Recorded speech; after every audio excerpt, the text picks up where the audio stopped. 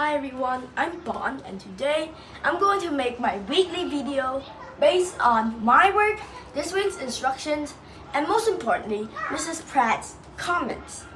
So there are four main parts I want to talk about.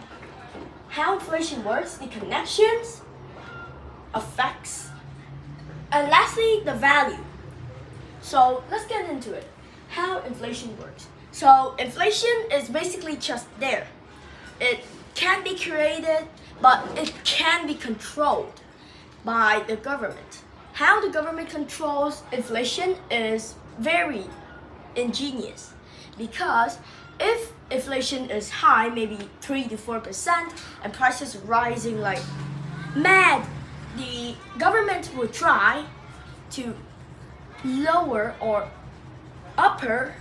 increase the interest rates on banks, the central bank, and all its underlings to make people more reluctant to take out a loan, slowing down the economy and slowing down prices as much as possible in order to maintain society.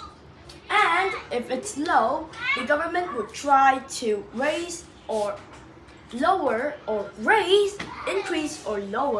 the interest rate according to the economic interests at that time. Second part, the connections. Money, as you all know, is a very valuable thing and desired by almost every individual in the world. However, its value is controlled by inflation. Inflation can make money's value go up, but it can also push it down real hard. However, what controls inflation if it's so powerful? It's the value of money. How? The value of money is what it is based on. The value of money is what the government based on to lower or increase interest rates, which means that if inflation is high, affects money, and money, because of the government support, affects inflation again, making a continuous four-step cycle all over again forever, as long as humanity exists. Thirdly, effects. We have the decreasing of purchasing power and the decreasing of money's desire, which means that after the value of money decreases because it decreases purchasing power, it is no longer desirable, because even if you carry a ton of it around, it's almost worthless if you have something like hyperinflation or stagflation, or the lowering prices or skyrocketing prices, which even though you got a lot of money, you're just an average person, so your money is less desirable, which means that you don't really want your money anymore. It's useless. Next, about the individuals and the business effect because of inflation.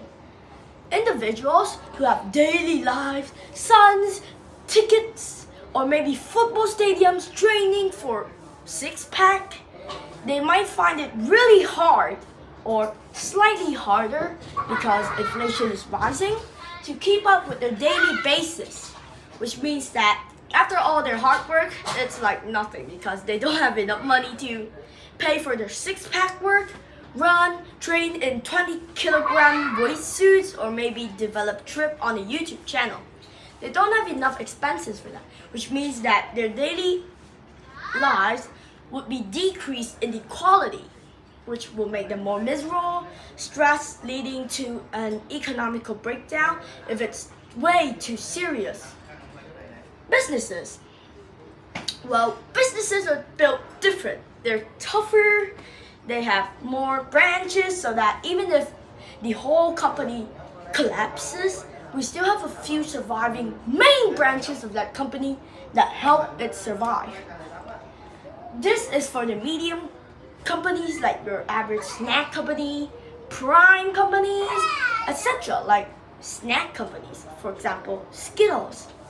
However, bigger companies are like the tough boys, like Microsoft, Apple, or maybe Microsoft, Apple, and many other, like Pepsi, which is the main contributor of all drinks among the world, even in Vietnam, South Africa, etc.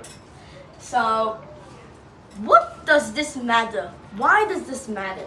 If individual needs plus business needs plus large, big, tough boy needs are not satisfied, the economy would be slowed down like hard, which means that less economical growth is determined, and the value of money like goes down crazy fast, or they might experience hyperinflation, stagflation, no more inflation but high rates, etc. Now, if we combine all three of the individual businesses and big boy, tough boy businesses together, it could lead to an economical breakdown if we're not careful. Next, the value. What does inflation do to the investment value? As we all know, in the second part, inflation affects investment value through the money value, which affects it back through the government. But how do we determine the value of investment? We can determine the value of investment by its success, mainly its success, but we can also consider its value from other factors. The time it's waiting, the percentage, like how many percent that your money is going back to you. The return rate is how much money would be returned to you, and many other factors that determine the value and stabilization of an investment. Inflation can do many things. They can destroy countries, lead to hyperinflation, and make people print out $1 trillion note.